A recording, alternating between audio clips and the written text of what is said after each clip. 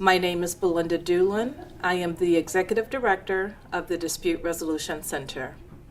What the Dispute Resolution Center and the Neutral Zone are doing this weekend is actually teaching the teens here how to be mediators, how to be problem solvers.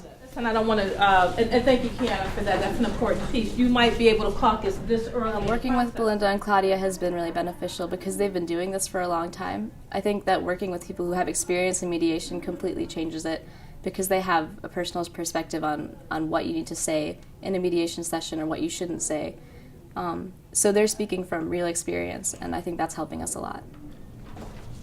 The training's been really good so far. I like that it's been engaging. We're learning a lot, but there hasn't been a boring moment.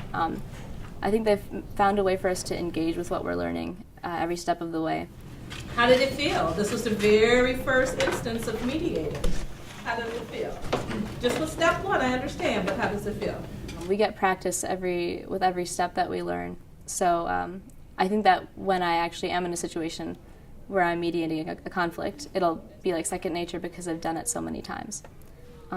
So I like that idea of hands-on experience in the training.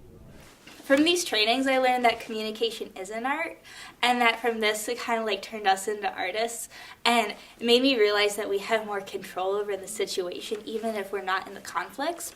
So it like really made me think about how I can kind of shape it, but hopefully in a positive way. Before I did peer mediation training, it wasn't something that I really thought of like, oh, I really want to get trained in peer mediation. But now that I have been trained, it's something that I know I can apply it to multiple places and aspects in my life. A colleague of mine often says that mediation can be used in the classroom, in the boardroom, and every other place in between. So one thing that I took away from the mediation training that was really positive was to look at every small gesture that I make and that the people in the mediation would make, and just really understand that every gesture, everything means something to somebody. So even if I'm doing things that are subconscious, the people in the training could be taking it to mean something, could be taking it to mean that I'm favoring one of them, something like that. You really have to watch yourself and them.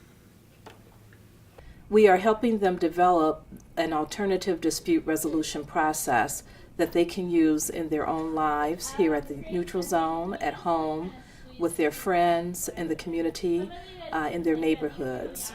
I think it's important to receive peer mediation training because it's something that I can use for the rest of my life. I feel like you're going to encounter conflict in your life no matter what kind of life you lead, so it's just a useful skill to have. These teens will take their new problem-solving skills with them into adulthood, to college, into their careers, into their own families.